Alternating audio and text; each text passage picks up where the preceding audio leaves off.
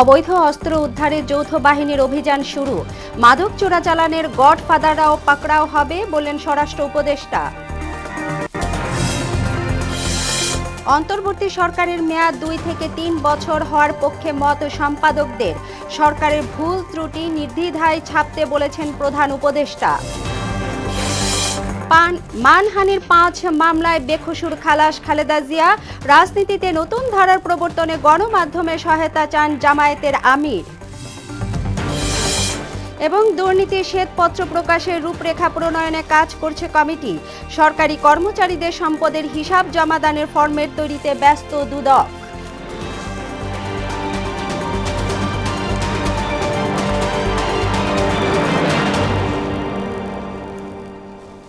আসসালামু আলাইকুম, সবাইকে মোহনা সংবাদে স্বাগত। শুনছিলেন শিরোনাম, সঙ্গে আছি তাবশিরা লিজা। এবার বিস্তারিত। অবৈধ অস্ত্র উদ্ধারে শুরু হয়েছে যৌথ বাহিনীর অভিযান। মঙ্গলবার সচিবালয়ে আইন শৃঙ্খলা সংক্রান্ত উপদেষ্টা কমিটির বৈঠক শেষে স্বরাষ্ট্র উপদেষ্টা জাহাঙ্গীর আলম চৌধুরী জানান, অভিযানে মাদক চোরাচালানের গডফাদারদেরও পাকড়াও করা হবে। আরও জানাচ্ছেন নাসির উদ্দিন। দেশে বর্তমানে বৈধ অস্ত্রের সংখ্যা কম বেশি 50,000। এর মধ্যে 10,000-এর বেশি অস্ত্র রয়েছে রাজনৈতিক দলের নেতাকর্মীদের হাতে, যাদের বেশিরভাগই আওয়ামী লীগের। এদের অনেকেই আবার লাইসেন্স পেয়েছেন 2009 সালের পর।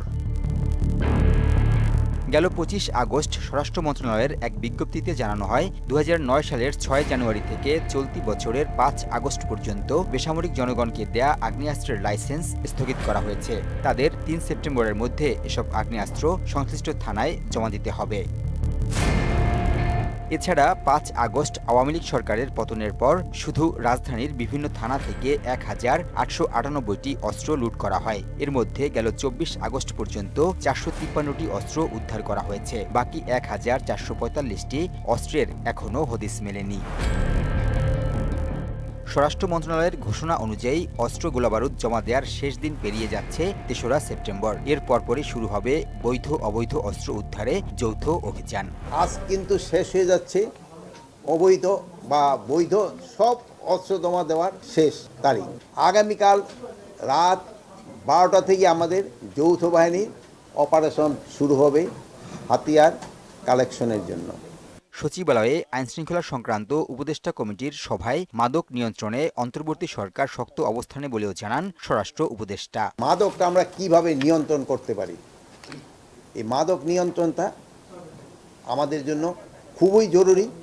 এই জন্য আমরা বিভিন্ন ধরনের পদক্ষেপ নিতে যাচ্ছি যেন এটা নিয়ন্ত্রণের ভিতরে চলে আসে এবং মাদকের গডফাদারদের যেন আমরা আইনের আওতায় আনতে পারি। মিয়ানমার সীমান্তের সমস্যা এবং দুর্গাপূজার নিরাপত্তা নিয়েও সভায় আলোচনা হয়েছে। আমরা আশা করছি যে পূজাটা খুব ভালোভাবে হয়ে যাবে। নাসির উদ্দিন, মোহনা সংবাদ, ঢাকা। অন্তর্বর্তী সরকারের মেয়াদ 2 থেকে 3 বছর হওয়া উচিত বলে মনে করেন পত্রিকার সম্পাদকরা। মঙ্গলবার রাষ্ট্রীয় অতিথি ভবন যমুনায় প্রধান উপদেষ্টা ডক্টর মোহাম্মদ ইউনূসের সঙ্গে বৈঠকে নিজেদের মতামত তুলে ধরেন তারা। বৈঠকে প্রধান উপদেষ্টা সরকারের ভুল ত্রুটি নির্দ্বিধায় ছাপতে বলেছেন বলে জানান সম্পাদক পরিষদের সভাপতি মাহফুজ আনাম। এদিকে সংযুক্ত আরব আমিরাতের ফেডারেল আদালতে দোষী সাব্যস্ত 57 বাংলাদেশিকে ক্ষমা করেছেন দেশটির রাষ্ট্রপতি মোহাম্মদ বিন জায়েদ আল নাহিয়ান। আরও জানাচ্ছেন কাজী পাপ্পু। রাষ্ট্রীয় অতিথি ভবন যমুনায় প্রিন্ট মিডিয়ার 20 সম্পাদকের সঙ্গে বৈঠক করেন অন্তর্বর্তী সরকারের প্রধান উপদেষ্টা ডক্টর মোহাম্মদ ইউনূস। এতে অন্তর্বর্তী সরকারের মেয়াদের বিষয়টি সর্বাধিক গুরুত্ব পায়। বৈঠকের সম্পাদকরা অন্তর্বর্তী সরকারের মেয়াদ 2 থেকে 3 বছর হওয়া উচিত বলে মত দিয়েছেন। এই সরকারের এজেন্ডা কি, সেই অনুপাতে সময় জাতি কি চায়, কয় বছর হতে পারে, 2, 3, 5, এটা নিয়ে উনি ওনার কোনো নিজস্ব কোনো চিন্তা নাই। উনি চান জনতার চিন্তাটা জানতে।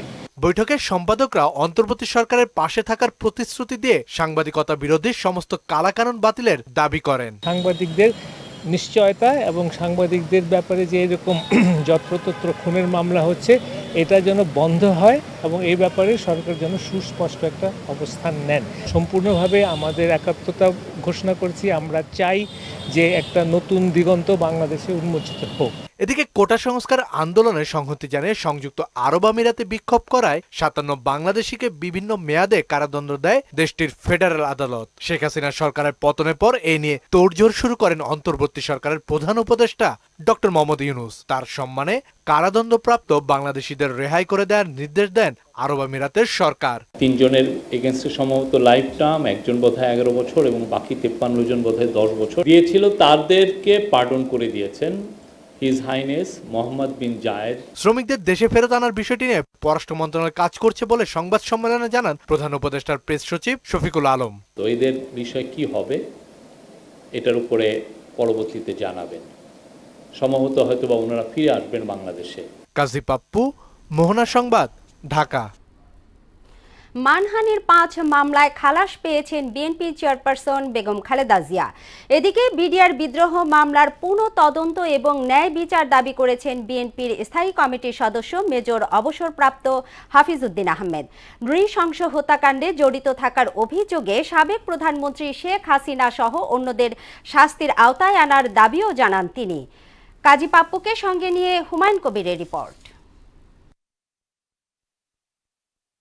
মুক্তিযোদ্ধার সংখ্যা নিয়ে কটূক্তি ও ভুয়া জন্মদিন পালনের অভিযোগ সহ মানহানির 5 মামলা খালাস পেয়েছেন বিএনপি চেয়ারপারসন বেগম খালেদা জিয়া। এর মধ্যে ঢাকার চিফ মেট্রোপলিটন ম্যাজিস্ট্রেট মাহবুবুল হক 4টি এবং অতিরিক্ত চিফ মেট্রোপলিটন ম্যাজিস্ট্রেট তোফাজ্জল হোসেনের আদালত এই রায় দেন। ম্যাডামের খালেদা জিয়ার জন্মদিনের মামলা, মুক্তিযোদ্ধাদের সংখ্যা নিয়ে দেশের সাবেক প্রাইম মিনিস্টার কথা বলেছিলেন। বিজ্ঞ আদালত আজকে জনাব এসিএমএম মাহবুবুল আলম এবং আরেকজন এসিএম তোফাজ্জল হোসেন, তারা ম্যাডামের 5টি মামলায় তাকে খালাস দিয়েছেন। এছাড়া সাক্ষী উপস্থিত না হওয়ায় নাইকো দুর্নীতির মামলা শুনানি 8 সেপ্টেম্বর পর্যন্ত পিছিয়েছেন আদালত। মামলার কার্যক্রম শেষ করার জন্য বলেছি কোর্টকে, কোর্ট বলেছে যদি সাক্ষী না আসে নেক্সট ডেট 8-9 তারিখে সাক্ষী না আসলে মামলার কার্যক্রম শেষ করে মামলা আর্গুমেন্টে চলে যাবে। এদিকে বিডিআর বিদ্রোহী মামলা পুনঃতদন্ত ও ন্যায় বিচার দাবি করেছে বিএনপি। এই লক্ষ্যে অন্তর্বর্তী সরকারের প্রধান উপদেষ্টার কাছে চিঠি দেওয়া হয়েছে বলে জানান বিএনপির স্থায়ী কমিটির সদস্য মেজর অবসরপ্রাপ্ত হাফিজউদ্দিন আহমেদ। আমরা অত্যন্ত আনন্দিত যে অতি অল্প সময়ের মধ্যেই প্রধান উপদেষ্টার সম্মতি নিয়ে স্বরাষ্ট্র উপদেষ্টা এই নারকীয় হত্যাকাণ্ডের পুনর্বিচার, পুনঃতদন্ত এবং নতুনভাবে এর কার্যক্রম সমাপ্ত করার জন্য উদ্যোগ গ্রহণ করেছেন। সেজন্য আমরা বর্তমান অন্তর্বর্তীকালীন সরকারকে আন্তরিক ধন্যবাদ জানাচ্ছি। শেখ হাসিনা ও আওয়ামী লীগ নেতাদের যোগসাজশে এই বিদ্রোহ সংগঠিত হয় বলে অভিযোগ করেন তিনি। শেখ হাসিনা ছাড়াও সেনাপ্রধান মইনুল আহমদ, শেখ ফজলে নূর তাপস, নূর আলম চৌধুরী লিটন, শেখ সেলিম, শেখ হেলাল, জাহাঙ্গীর কবির নানক, মির্জা আজম, হাসানুল্লাহ কিনু, সাহারা খাতুন সহ আরও অনেক আওয়ামী লীগের নেতৃবৃন্দ এবং তৎকালীন প্রধানমন্ত্রী শেখ হাসিনার ঘনিষ্ঠ আত্মীয়বর্গ জড়িত ছিলেন বলে জনমনে ধারণা রয়েছে। 2009 সালে 25 ফেব্রুয়ারি রাজধানীর পিলখানা তৎকালীন বিডিআর সদর দপ্তরে দরবার চলাকালীন কিছু বিদ্রোহী সদস্য অতর্কিত হামলা চালায়। হামলায় 57 সেনা কর্মকর্তা সহ প্রাণহারা 74 জন। হুমায়ুন কবির, মোহনা সংবাদ, ঢাকা। রাজনীতিতে নতুন ধারা প্রবর্তনে গণমাধ্যম কর্মীদের ক্ষমা ও সংশোধনের নীতিতে নিয়ে কাজ করার আহ্বান জানিয়েছেন জামায়াতে ইসলামের আমির ডাক্তার শফিকুর রহমান। মঙ্গলবার রাজধানীতে গণমাধ্যম কর্মীদের সঙ্গে মতবিনিময়ে তিনি এও বলেন, জাতীয় স্বার্থে দলমত নির্বিশেষে ঐক্যবদ্ধ হলে বিশ্ব দরবারে সম্মানের আসনে অধিষ্ঠিত হবে বাংলাদেশ। আরও জানাচ্ছেন এমআর আসাদ। আমার পারিবারিক শিক্ষা হচ্ছে রাজধানীর বিজয় সরণির একটি হোটেলে গণমাধ্যমের সঙ্গে মতবিনিময় করেন জামায়াত ইসলামীর আমির ডাক্তার শফিকুর রহমান। আমরা হাজির হতে পারেনি বলে দুঃখ প্রকাশ করছি। বক্তব্যে তিনি বলেন, প্রতিশোধ পরায়ণ মনোভাব ত্যাগ করে রাজনীতিতে ইতিবাচক ধারা ফেরাতে গণমাধ্যমকে ভূমিকা রাখতে হবে। দল হিসাবে আমাদের উপরে যা করা হয়েছে, এই জুলুম শব্দ বলতে আমার কষ্ট লাগে, যা করা হয়েছে আমরা আল্লাহর রাস্তায় তা ক্ষমা করে দিলাম। আমি যদি অসত্যকে প্রতিরোধ করতে চাই, শুধু ঘরে বসে আমাকে ফর্মুলা দিলে তো হবে না, আমাকে রাস্তায় নামতে হবে, রাস্তায় নামে নেতৃত্ব দিতে হবে। স্বৈরাচারী সরকার গণমাধ্যমের স্বাধীনতা হরণ করেছিল উল্লেখ করে পরিবর্তিত পরিস্থিতিতে নিষ্ঠার সঙ্গে দায়িত্ব পালনে সাংবাদিকদের প্রতি আহ্বান জানান ডাক্তার শফিক। রাজনীতিবিদরাও গুলিতে মরে, সাংবাদিকরাও গুলিতে মরে। রাজনীতিবিদরাও স্বৈর শাসকদের সেনাদৃষ্টিতে পড়ে, আবার সাংবাদিকরাও পড়ে। ও দেখা হ্যান্ডকাপ আপনাদেরকে পরিয়ে দেওয়া হয়েছিল। যারা কথা বলেন তাদের মুখে সেরকম অদেখা একটা তালা ঝুলিয়ে দেওয়া হয়েছিল, সাময়িকভাবে এই তালা খুলেছে। বিশ্ব দরবারে বাংলাদেশকে সম্মানের আসনে প্রতিষ্ঠিত করতে সবাইকে ঐক্যবদ্ধ থাকার আহ্বান জানান জামায়াত আমির। জাতি হিসাবে ঐক্যবদ্ধভাবে সামনে কিভাবে আমরা আগাবো, আমরা সেই রোডম্যাপ তৈরি করি সবাই মিলে। এম আর আসাদ, মোহনা সংবাদ, ঢাকা। 3 ঘন্টায় 80 মিলিমিটার বৃষ্টিতে নাকানি চুবানি খেল রাজধানীবাসী। গুরুত্বপূর্ণ সড়ক পানিতে তলিয়ে থাকায় মঙ্গলবার সকালে ঘর থেকে বেরিয়েই ভোগান্তিতে পড়েন কর্মজীবী সহ বিভিন্ন শ্রেণী পেশার মানুষ। এদিকে ঢাকা, রংপুর, খুলনা, চট্টগ্রাম ও সিলেট বিভাগের অনেক স্থানে বুধবার বৃষ্টির পূর্বাভাস দিয়েছে আবহাওয়া অধিদপ্তর। শামীমুজ্জামান চৌধুরী রিপোর্ট। মঙ্গলবার ভোর 6টার পর থেকে রাজধানীতে শুরু হয় মুষলধারার বৃষ্টি। অঝোর ধারায় চলা এই বৃষ্টি সকাল 9টার পর কিছুটা কমে আসে। প্রায় 3 ঘন্টার এই বৃষ্টিতে ঢাকার বিভিন্ন এলাকার রাস্তায় কোথাও জমে হাঁটু পানি, কোথাও বা কোমর সমান। জলাবদ্ধতায় কর্মস্থল, স্কুল ও বিভিন্ন প্রয়োজনে যারা রাস্তায় বের হন তাদের চরম ভোগান্তিতে পড়তে দেখা যায়। একটু বৃষ্টি হলে মিরপুর 1 থেকে শুরু করে ওই সাইডটা যেভাবে এরকম পানির মধ্যে ডুবে যায়, অ্যাটলিস্ট ডুবে যায় সব কিছু। বৃষ্টি হলে এখানে জলাবদ্ধতা সৃষ্টি হয়, যার ফলে আমাদের এখানে প্রচুর জ্যাম সৃষ্টি হয়, এমনকি মানুষের চলাচলে অনেক প্রবলেম হয়। 9টার অফিস, আমি এখন যাচ্ছি 11টায়। বাসা থেকে বাইরে এসে অফিসে ঢুকতে মনে করেন 1টা, তো এটা একটা ভোগান্তি। 30 থেকে 35 মিলিমিটার বৃষ্টিতে জলের নগরীতে পরিণত হওয়া ঢাকার রাস্তাঘাট সংস্কারের দাবি জানান সাধারণ মানুষ। সত্যাসহ জরুরিভাবে এই সিটি কর্পোরেশনের যে কাজগুলো আছে এগুলো করার জন্য 5 মিনিট বৃষ্টি হয় তাহলে আমরা এরকম পানিবন্দী হয়ে যাই। এটা যদি প্রশাসনিকভাবে কোনো ভূমিকা না রাখে তাহলে তো আমাদের জীবন দশা খুব মুশকিলের ভিতরে পড়ে। এদিকে ঢাকা, রংপুর, খুলনা, চট্টগ্রাম, সিলেট বিভাগের অনেক জায়গায় বুধবারও বৃষ্টির পূর্বাভাস দিয়েছে আবহাওয়া অধিদপ্তর। সকাল 6টা থেকে 9টা পর্যন্ত আমরা যে বৃষ্টি মেপেছি আগারগাঁ আমাদের আবহাওয়া অফিসে, ওখানে কিন্তু বৃষ্টির পরিমাণ ছিল 80 মিলিমিটার। লং রেঞ্জে আমরা পূর্বাভাস দিয়েছি যে দেশের উত্তরাঞ্চল, উত্তর পূর্বাঞ্চল এবং পূর্ব দক্ষিণ পূর্বাঞ্চলে কিন্তু ক্ষণস্থায়ী একটি বন্যা পরিস্থিতি সৃষ্টি হতে পারে। মঙ্গলবারের বৃষ্টিতে রাজধানীর আদাবর, নুরজাহান রোড, কলাবাগান, তেজগাঁও, 7 রাস্তা, শেওড়াপাড়া, মিরপুর সহ বিভিন্ন এলাকায় রাস্তায় পানি জমে যায়। শামীমুজ্জামান চৌধুরী, মোহনা সংবাদ, ঢাকা। দেশের পূর্ব ও দক্ষিণ পূর্বাঞ্চলে বন্যা পরিস্থিতির উন্নতি হলেও নিচু অঞ্চলগুলোতে এখনও পানিবন্দী রয়েছে প্রায় 7 লাখ পরিবার। বন্যায় 11 জেলায় এখন পর্যন্ত মৃতের সংখ্যা বেড়ে 71 জনে উন্নীত হয়েছে। বন্যা দুর্গত এলাকায় বিশুদ্ধ পানি, খাবার এবং বাসস্থানের তীব্র সংকটে দিশেহারা বানভাসীরা। বন্যা পরিস্থিতির কিছুটা উন্নতি হওয়ায় আশ্রয় কেন্দ্র থেকে বাড়ি ঘরে ফিরতে শুরু করেছে বন্যা দুর্গতরা। তবে বৃদ্ধি পেয়েছে পানিবাহিত নানা রোগবালাই। এবারের বন্যায় ক্ষতিগ্রস্ত মানুষের সংখ্যা 51 লাখ। তবে দৃশ্যমান সবচেয়ে বড় ক্ষতি হয়েছে কৃষি খাতে। বন্যায় ক্ষতিগ্রস্তদের পুনর্বাসনে আন্তর্জাতিক বিভিন্ন দাতা সংস্থা থেকে সহযোগিতার আশ্বাস মিলেছে বলে জানালেন দুর্যোগ ব্যবস্থাপনা ও ত্রাণ উপদেষ্টা ফারুকী আজম। মঙ্গলবার সচিবালয়ে বাংলাদেশে নিযুক্ত জাতিসংঘের সমন্বয়ক, আইএলওর কান্ট্রি ডিরেক্টর সহ কয়েকটি সংস্থার ঊর্ধ্বতনদের সঙ্গে বৈঠক শেষে কথা জানান তিনি। উপদেষ্টা বলেন, 1 সপ্তাহের মধ্যে ক্ষয়ক্ষতির তথ্য দিতে সংশ্লিষ্টদের নির্দেশ দেওয়া হয়েছে। ত্রাণ পর্যায়টা অতিক্রম করে এখন পুনর্বাসন পর্যায়ের দিকে আমরা যাচ্ছি। এক্ষেত্রে মাঠ পর্যায়ে প্রশাসনিক যে ক্ষয়ক্ষতি নিরূপণের বিষয়টি সেটি সম্পন্ন হচ্ছে, সেটি কাজ খুব দ্রুত চলছে। এক্ষেত্রে সহযোগিতা করবার জন্য নানান আন্তর্জাতিক সংস্থাসমূহ এগিয়ে এসছে।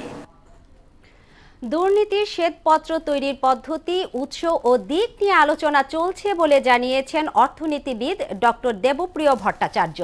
মঙ্গলবার বিকেলে পরিকল্পনা কমিশনে অনুষ্ঠিত বাংলাদেশের অর্থনীতি শ্বেতপত্র প্রকাশ কমিটির 2য় সভা শেষে তিনি একথা বলেন। শ্বেতপত্র প্রস্তুতের বিষয়ে অংশীজনদের সঙ্গে আলোচনাকে সবচেয়ে গুরুত্ব দেওয়া হচ্ছে জানিয়ে ডক্টর দেবপ্রিয় বলেন, প্রধান উপদেষ্টার কাছে পেশ করার পর এ বিষয়ে ব্রিফিং করা হবে।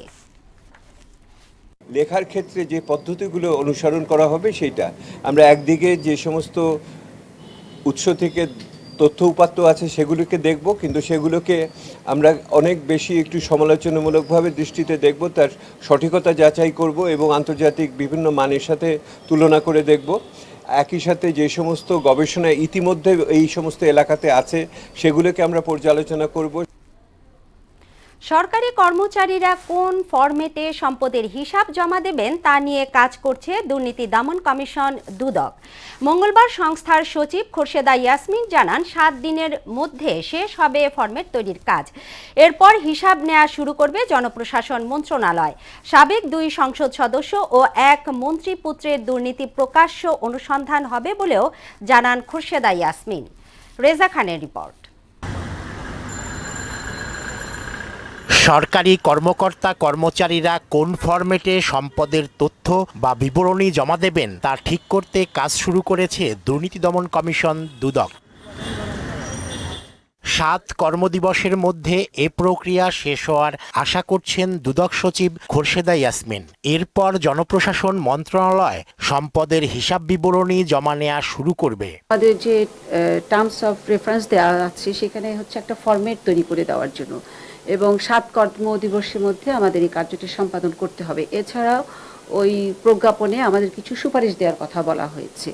তো এর মধ্যে প্রাথমিক কিছু কার্যক্রম ইতিমধ্যে আমি শুরু করেছি। পরবর্তী অনুশাসন কি করতে হবে সেটা জনপ্রশাসন মন্ত্রণালয় জানিয়ে দেবে। এদিকে রাজশাহী ও মানিকগঞ্জ 1 আসনের সাবেক সংসদ সদস্য এনামুল হক ও নাইমুর রহমান দুর্জয় এবং সাবেক মন্ত্রী মোহাম্মদ নাসিমের ছেলে তমাল মনসুরের বিরুদ্ধে দেশে বিদেশে বিপুল সম্পদ অর্জনের বিষয়ে প্রকাশ্য অনুসন্ধানের সিদ্ধান্ত নেওয়া হয়েছে বলেও জানান তিনি। দেশে বিদেশেও বিপুল পরিমাণ অর্থ পাচার করা হয়েছে। এ সকল অভিযোগগুলি দুর্নীতি দমন কমিশনের গোয়েন্দা ইউনিটে প্রাথমিক তথ্যানুসন্ধান করা হয়। তথ্যানুসন্ধানে সত্যতা পাওয়া গেছে। সত্যতা পাওয়া যাওয়ার ভিত্তিতে এই বিষয়ে আপনার প্রকাশ্যে অনুসন্ধান করার জন্য আমাদের কমিশন কর্তৃক একটা সিদ্ধান্ত দেওয়া হয়েছে। দুদকের চাকরিচ্যুত সাবেক কর্মকর্তা শরীফ উদ্দিনের প্রসঙ্গেও কথা বলেন খোরশেদা ইয়াসমিন। শরীফের বিষয়টি এটা আমাদের দুদকে কিছু নেই, এটি হচ্ছে আপনার আদালতে রয়েছে বিষয়। রেজা খান, মোহনা সংবাদ, ঢাকা। 4 দফা দাবিতে আন্দোলনে নেমেছেন national institute of engineering and research নিটার শিক্ষার্থীরা। মঙ্গলবার বিকেলে ধামরায়ে ঢাকা আরিচা মহাসড়ক অবরোধ করলে দুদিকে ভয়াবহ যানজট সৃষ্টি হয়। এতে ভোগান্তিতে পড়েন শত শত যাত্রী। শিক্ষা কার্যক্রম সচল রাখা সহ প্রতিষ্ঠানটির সংস্কারে পূর্ব ঘোষিত দাবি বাস্তবায়নে পাট ও বস্ত্র মন্ত্রণালয়ের উপদেষ্টা এবং ঢাকা বিশ্ববিদ্যালয়ের প্রযুক্তি বিভাগের ডিনের হস্তক্ষেপ কামনা করেন শিক্ষার্থীরা। আমরা ওই সব টিচারদের যারা আমাদের মেয়ে স্টুডেন্ট থেকে শুরু করে ছেলে স্টুডেন্ট সবার গায়ে হাত তুলছে, আমরা ওদের আইনি বিচার চাই। ওনাদের বরখাস্ত করতে হবে এখান থেকে এবং ওনাদেরকে আইনের আওতায় যেন নেওয়া হয়, এবং আমাদের নিচারের আসল অভিভাবক আমরা চাই, কারণ আমরা এখন পর্যন্ত জানি না আমাদের আসল অভিভাবককে। একাদশ থেকে 10ম গ্রেডে উন্নীত করার দাবিতে আন্দোলনে নেমেছে সিএজি, সিজিএ ও সিজিডিএফ অডিটরা। মঙ্গলবার সেগুনবাগিচায় মহা হিসাব নিরীক্ষকের কার্যালয়ে জড়ো হয়ে বৈষম্য নিরসনে আদালতের রায় পুরোপুরি বাস্তবায়নে তাগিদ দেন তারা। বক্তব্যে বক্তারা আইন উপদেষ্টার সম্মতির পরও কেন দাবি বাস্তবায়ন হচ্ছে না কর্তৃপক্ষের কাছে সে প্রশ্ন রাখেন। দ্রুত দাবি মানা না হলে বৃহত্তর কর্মসূচির হুঁশিয়ারিও দেন আন্দোলনকারীরা। সারা বাংলাদেশের অডিটর এই একটা দাবির পক্ষে তারা সমবেত হয়েছে। বৈষম্য তুলে নিয়ে অডিটর 10ম গ্রেড করা হোক। সারা বাংলাদেশের অডিটররা সুশাসন প্রতিষ্ঠায়, ন্যায্যতা প্রতিষ্ঠায় আমরা একাত্মতাভাবে সৎভাবে কাজ করব বলে আমরা মিডিয়াকে অঙ্গীকার করতে চাই। পোশাক সহ অন্যান্য খাতের শ্রমিক অসন্তোষে বহিরাগতদের ইন্ধন আছে বলে জানিয়েছেন শ্রম ও কর্মসংস্থান উপদেষ্টা আসিফ মাহমুদ সজীব ভুইয়া। ঝুট ব্যবসাকে কেন্দ্র করে একটি রাজনৈতিক দল বিশৃঙ্খলার চেষ্টা করেছে বলে অভিযোগও করেন তিনি। মঙ্গলবার সচিবালয়ে সাংবাদিকদের সঙ্গে আলাপে এদের কঠোরভাবে দমনের হুঁশিয়ারি দেন উপদেষ্টা। শ্রমিকদের বকেয়া বেতন পরিশোধে মালিকপক্ষকে নির্দেশ দেওয়ার কথাও জানান তিনি। এখনও বেশ কিছু কারখানা বন্ধ আছে উল্লেখ করে উপদেষ্টা বলেন, দু এক দিনের মধ্যেই পরিস্থিতি স্বাভাবিক হবে। এটাও জানতে পেরেছি যে ঝুট ব্যবসা দখলের নামে বিভিন্ন জায়গায় সন্ত্রাস করা হচ্ছে এবং কোপাকুপির মতো ঘটনা ঘটেছে। ঝুট ব্যবসা দখলের জন্য সেখানে কিছু আনরেস্ট তৈরি করা হচ্ছে এবং এখানে কিছু রাজনৈতিক দলের নেতৃবৃন্দ এতে অংশগ্রহণ করছেন। আমরা সেই ব্যাপারটি সমাধানের জন্য সরকার কঠোর ব্যবস্থা নেবে। সবাই ফেরেনি, অনেকগুলো কারখানাই বন্ধ আছে এবং আরও অনেকগুলো কারখানাতেই আনরেস্ট আছে কিছু পর্যায়ে। তো আমরা চেষ্টা করছি দ্রুত সময়ের মধ্যে এগুলো সমাধান করার জন্য। চট্টগ্রাম মেডিকেলে এখনও যন্ত্রণায় কাতরাচ্ছেন কোটা সংস্কার আন্দোলনকে ঘিরে সহিংসতায় আহতরা। গুলিতে শরীরের বিভিন্ন অংশ জখম হয়েছে, যা দীর্ঘমেয়াদী সমস্যা সৃষ্টি করতে পারে বলে মনে করেন চিকিৎসকরা। চট্টগ্রাম থেকে আব্দুল হকের ক্যামেরায় আফসানা নূরের রিপোর্ট, জানাচ্ছেন তানজিদ ভুইয়া। কোটা সংস্কার আন্দোলন ঘিরে সহিংসতায় আহত হয় চট্টগ্রাম মেডিকেল কলেজ হাসপাতালে ভর্তি হয় 203 জন, যাদের অনেকেই গুলিবিদ্ধ হয়। শিক্ষার্থীরা ছাড়াও আহতদের একটা বড় অংশই পথচারী, এদের অনেকেই হতদরিদ্র। এখনো হাসপাতালে ভর্তি বেশ কয়েকজন। আন্দোলনের সময় পুলিশি বর্বরতার চিত্র তুলে ধরেন আহতরা। বদদারাটায় এখানে পুলিশ বক্সে এখানে আসতে 3টার সময় পুলিশে কি করেছিল, গুলি করেছিল আর হামলা করেছিল। প্রথমে মোবাইলে লাগছে গুলি, মোবাইল ছিদ্র হয়ে আপনার মাংসপেশি হিট করে তারপর হাড্ডি ভেঙে ওই পাশে বের হয়ে গেছে আর কি গুলি। প্রথম দিন আসলে গাবিলাতি লাগলো, কেউ সাহায্য না করে, এতে এতে এক কথা গো ওইতে এতে এতে এক কথা গো, কোনো মায়ে নাই। পরে যখন ছাত্ররা চাপ দিছে তখন ধরি ডাক্তাররা কাজ করতেছে, চিকিৎসা চলতেছে ডাক্তারেরা। আহতদের অনেকেই দীর্ঘমেয়াদী শারীরিক সমস্যায় ভুগতে পারে বলে জানিয়েছেন হাসপাতালের পরিচালক। প্রত্যেকটা ওষুধ আমার হাসপাতাল থেকে রোগীরা পাবে এবং যে ওষুধ আমার হাসপাতালে সাপ্লাই নেয় 100% এগুলো আমরা লোকাল পারচেজ করে দিচ্ছি। এবং শুধু এটা নয়, ইনভেস্টিগেশন থেকে শুরু করে সব কিছু এই হাসপাতাল থেকে দেওয়া হচ্ছে। এটা একদম প্রথম দিন থেকে বলা হয়। তারপরে একটা রোগীর এখানে 70,000 টাকার মতো প্রায় লাগছে, নিউরো সার্জারির কেস, তাকে আমরা সব এখান থেকে দিচ্ছি। আহতদের সর্বোচ্চ চিকিৎসা দেয়া হচ্ছে বলেও জানান তিনি। তানজিদ ভুইয়া, মোহনা সংবাদ। নোয়াখালীতে জনপ্রিয়তা বেড়েছে সবজি ও মাছের সমন্বিত চাষের। জেলার উপকূলীয় অঞ্চলের জমি লবণাক্ত হওয়ায় ইন্দোনেশিয়ার চাষাবাদ পদ্ধতি চালু করা হয় এ অঞ্চলে, যার নাম সর্জন পদ্ধতি। এ পদ্ধতিতে বিভিন্ন প্রকারের সবজি চাষ করে জেলার কৃষকরা লাভবান হচ্ছেন। নোয়াখালী থেকে মাসুদুর রহমান শিপনের তথ্য জানাচ্ছেন আফরিন পপি। জেলার সুবর্ণচর ও হাতিয়ার উপকূলীয় অঞ্চল সহ বিভিন্ন উপজেলায় এ পদ্ধতিতে প্রতি বছর প্রায় 7 কোটি টাকার সবজি উৎপাদন হচ্ছে। চলতি মৌসুমে জেলার প্রায় 3273 হেক্টর জমিতে সর্জন পদ্ধতিতে সবজির চাষ হয়েছে। এ অঞ্চলে উৎপাদিত সবজি জেলার চাহিদা পূরণ করে পার্শ্ববর্তী লক্ষ্মীপুর, ফেনী ও চট্টগ্রাম সহ বিভিন্ন জেলায় যাচ্ছে। স্বল্প পুঁজিতে বেশি লাভ হয় নতুন এ পদ্ধতি দিন দিন জনপ্রিয় হয়ে উঠছে। নোয়াখালী সুবর্ণচরের সবজি ছাড়া ঢাকা শহর মিলে না, চিটাং শহর মিলে না। শশা, বরকটি বা লাউ এগুলা করছি। ধান চাষে লাভ একটু কম হইতো, তো এখন অতিরিক্ত 1 একর জমি 6-7 লাখ টাকা আমরা পাইতেছি। সবজি মাছও 3 লাখ 4 লাখ এমনি পাইতেছি। শশা যেটা উৎপাদিত হচ্ছে এখানে 1.5 লক্ষ থেকে 1,60,000 টাকা খরচা হয়, তার বিনিময়ে আমরা 6 থেকে 6.5 লক্ষ টাকা 7 লক্ষ টাকা ইনকাম পাই। আবার যে শশা করার জন্য লেকগুলো করা হয়, লেকে আবার আমরা মাছ দেয়, মাছ দিলে এখানে 2-2.5 লক্ষ টাকা মাছেরও একটা ইনকাম আসে। একটা মাছালায় কত 1 পাবা ওজন দেখা যাচ্ছে সিজন যেতে প্রতিটা মাছ কেজি 2 কেজি ফারক গেছে, তাহলে এখান থেকে কৃষক সর্বোচ্চ লাভবান হতেছে। কৃষি বিভাগ বলছে নোয়াখালীতে এখন আধুনিক সর্জন পদ্ধতিতে সবজি চাষের দিকে ঝুঁকছেন কৃষকরা। এক ফসলি জমিতে হচ্ছে বহু ফসল। আমাদের এখানে সর্জন পদ্ধতি চাষ এর মাধ্যমে কৃষকরা ভাগ্য ফেরাচ্ছে। এর মাধ্যমে এক ফসলি জমিকে তারা 3 ফসলি জমিতে রূপান্তর করছে, সারা বছর ধরে সবজি উৎপাদন করতে পারছে এবং সবজির একটা ভালো মূল্য তারা পাচ্ছে, যার কারণে এই লাভজনক হওয়াতে এই সর্জন পদ্ধতি তারা দিন দিন আরও বাড়াচ্ছে। সর্জন পদ্ধতি ব্যবহার করে নোয়াখালীর কৃষকরা নোনা পানির সাম্রাজ্যে কৃষিতে ঘটিয়েছে বিপ্লব। দেশের চাহিদা মিটিয়ে বিদেশেও সবজি রপ্তানি প্রস্তুতি নিচ্ছেন কৃষকরা। আফরিন পপি। শেষ করব মোহনা সংবাদ, যাবার আগে শিরোনামগুলো আরো একবার।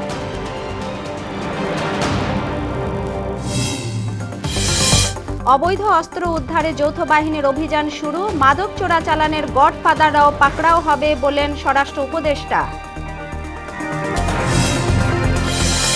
অন্তর্বর্তী সরকারের মেয়াদ 2 থেকে 3 বছর হওয়ার পক্ষে মত সম্পাদকদের। সরকারের ভুল ত্রুটি নির্দ্বিধায় ছাপতে বলেছেন প্রধান উপদেষ্টা। মানহানির 5 মামলায় বেকসুর খালাস খালেদা জিয়া। রাজনীতিতে নতুন ধারার প্রবর্তনে গণমাধ্যমের সহায়তা চান জামায়াতের আমির। এবং দুর্নীতি শ্বেতপত্র প্রকাশের রূপরেখা প্রণয়নে কাজ করছে কমিটি। সরকারি কর্মচারীদের সম্পদের হিসাব জমাদানের ফরম্যাট তৈরিতে ব্যস্ত দুদক। এই ছিল মোহনা সংবাদে। মোহনার সবশেষ খবর জানতে ভিজিট করুন www.mohona.tv। সংবাদ দেখতে পারেন ফেসবুক ও ইউটিউবেও। এতক্ষণ সঙ্গে থাকার জন্য ধন্যবাদ।